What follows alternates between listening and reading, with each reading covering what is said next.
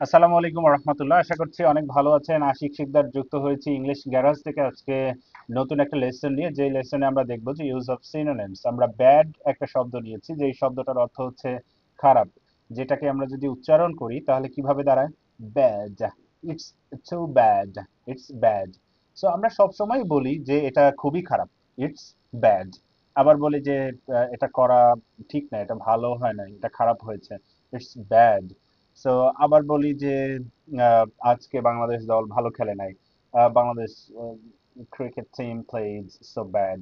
So এই bad bad bad এত জায়গায় আমরা ব্যাড শুনতে শুনতে আমরা যখন দেখি যে নতুন কোনো কিছু ব্যবহার করা যায় কিনা, অথবা আপনি যখন আইএলটিএস এর ক্ষেত্রে বসতে যাবেন, বড় কম্পিটিটিভ এক্সামের ক্ষেত্রে যাবেন, তখন দেখবেন যে এই সিনোনিম গুলো অথবা একটা শব্দের যে প্রতিশব্দ থাকে, সেই প্রতিশব্দগুলো আপনার কথন বা কথাবার্তা এগুলোকে আরো মাধুর্য নিয়ে আসবে।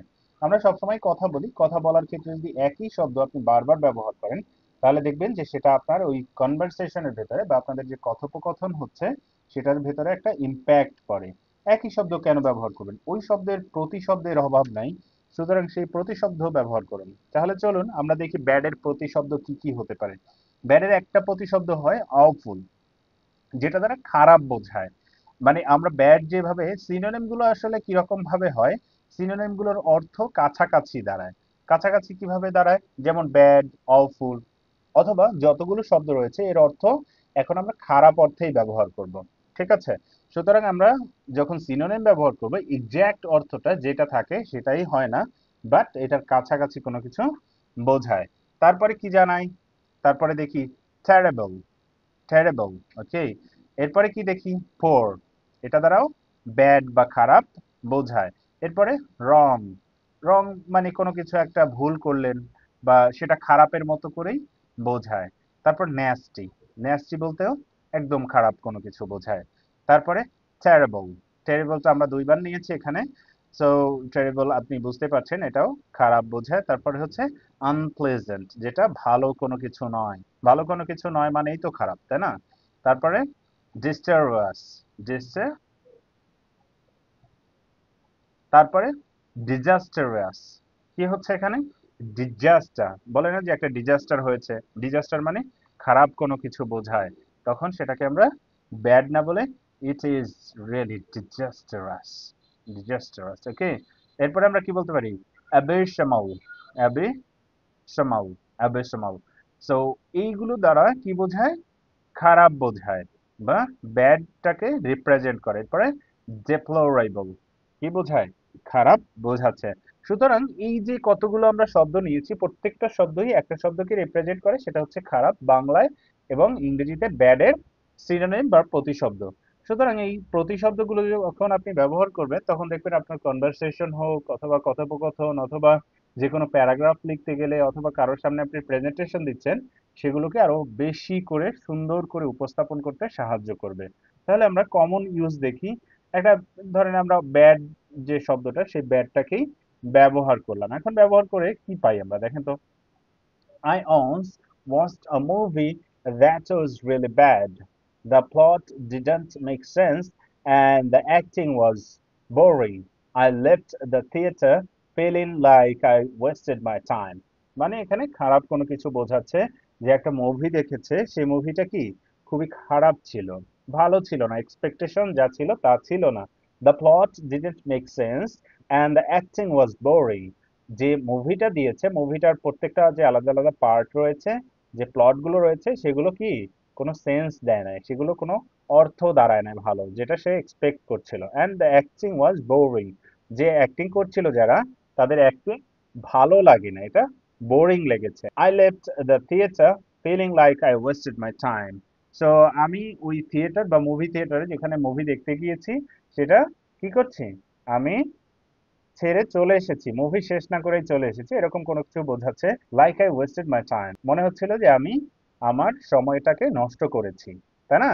এখন এটার কমন ইউজ হচ্ছে ব্যাড দিয়ে আপনি ব্যবহার করছেন। এটাকে আপনি যদি বাংলা করি তাহলে আসলে কিভাবে দাঁড়ায়? যেমন ব্যাড মানে খারাপ, আবার অ্যাবেশনাল মানে খুব খারাপ বা ভয়ানক খারাপ এমন কোনো কিছু, তবে একই জিনিস বোঝায়। তবে অ্যাবেশনাল শব্দটা যখন আপনি আইএলটিএস বা কোনো কম্পিটিটিভ এক্সামের ক্ষেত্রে ব্যবহার করতে যাবেন, দেখবেন যে এটা আপনার মার্কিং অথবা এই যে কথা বলার ধরন সেটাকে পুরোপুরি চেঞ্জ করে দেবে। তাহলে চলুন আমরা নিচে গিয়ে দেখি। আমরা যদি এখানে ইউনিক ইউজ দেখি, ইউনিক ইউজ কিভাবে হয়, যেমন অ্যাবরিশনাল। Last year I stayed at a hotel with awful service. So আপনি এটাকে কি করবেন, অফুল না দিয়ে এখানে আপনি অ্যাবরিশনাল দিবেন, আপনি পুয়ার সার্ভিস দিবেন, টেরেবল সার্ভিস দিবেন, বা ডেপ্লোরেবল সার্ভিস দিবেন, অথবা ডিজাস্টারাস সার্ভিস দিবেন, আনপ্লেজেন্ট সার্ভিস দিবেন। যেটা আপনার মনে হয় সেটাকে আপনি এখানে ব্যবহার করবেন। The staff were rude and the room was dirty. It was one of the worst experiences I've ever had while traveling. মানে কি করছে, সে গত বছর একটা হোটেলে ছিল যেখানে সার্ভিস ছিল খুবই খারাপ। দ্য স্টাফ ওয়ার রুড, স্টাফরাও তাদের আচরণের দিক থেকে রুড ছিল, এবং the room was dirty, room ছিল নোংরা। It was one of the worst experience I've ever had while travelling. যখন আমি জার্নি করি, আমি এর আগেও জার্নি করেছি, তবে এই জার্নিটা খুবই খারাপ ছিল, যেটা আমার এক্সপিরিয়েন্স খুব খারাপ দিয়েছে। সো এই যে ব্যবহারগুলো, এই ব্যবহারগুলোই আপনি কনভারসেশনে হোক বা যে কোনো জায়গায় আপনি করলে দেখবেন আপনার কথোপকথন বা আপনার যে প্রেজেন্টেশন সেটাকে আরো ভালো ভাইব দিবে। এখন যদি আরেকটা সেন্টেন্স আমরা নেই, সেন্টেন্স বলতে আরেকটা রেসপন্স এটার এগেইনস্টে নিতে পারি। যেমন describe some music that you like, যদি আপনাকে এটা আইএলটিএস এর ক্ষেত্রে জিজ্ঞাসা করে, তাহলে আপনি বলতে পারেন I love any music with guitar. Well, আমি গিটার যখন প্লে করা হয় তখন সেখানে যে কোনো মিউজিকই হোক সেটা আমি পছন্দ করি বা ভালোবাসি। I been learning to play to, আমি কি করছি, এই গিটার বাজানো শিখছি বা গিটার চালানো শিখছি। Although my progress is pretty bad, কিন্তু আমার আসলে প্রোগ্রেস লেভেল অতটা ভালো না, খারাপ, তাই না? এরপরে আমরা যদি এটার আরেকটা রেসপন্স দেখি, একটু ইউনিক রেসপন্স, সেটা ধরেন অফুল বা অন্য কোনো একটা শব্দ, যে শব্দটা নর্মালি আমরা মানুষের কাছ থেকে শুনি না, কারণ ব্যাড সবসময় শুনি, তাই না? পোরও সবসময় শুনি, বাট মানে এই ব্যাডের ক্ষেত্রে ব্যবহার করা হয় খুব কম। I love any music with guitar, same response, but just একটা শব্দে কি হয় দেখেন। I love any music with guitar. I've been learning to play too, although my progress is pretty awful. মানে এই যে pretty awful বললেন, অথবা pretty disastrous, অথবা pretty unpleasant, এটা বললে আপনার এই যে রেসপন্সটাকে আরো ভালোভাবে রিপ্রেজেন্ট করবে। সো আশা করছি এটাকে খুব সুন্দর করে দেখতে পেরেছেন। আমি আসলে বোঝানোর চেষ্টা করেছি যে আপনি কিভাবে এটাকে ব্যবহার করবেন। সো আপনি যে কোনো সেন্টেন্স, যে কোনো রেসপন্স অথবা যে কোনো জায়গায় এগুলো ব্যবহার করতে পারেন। যে একটা একটা চেঞ্জ করে ব্যবহার করবেন, তাহলে দেখবেন যে আপনার এগুলোকে অ্যাক্টিভ ভোকাবুলারি অথবা আপনি অ্যাক্টিভ যে ওয়ার্ড সেই ওয়ার্ড হিসেবে নিয়ে আসতে পারবেন। Thank you so much for watching again, and this is then from English garage.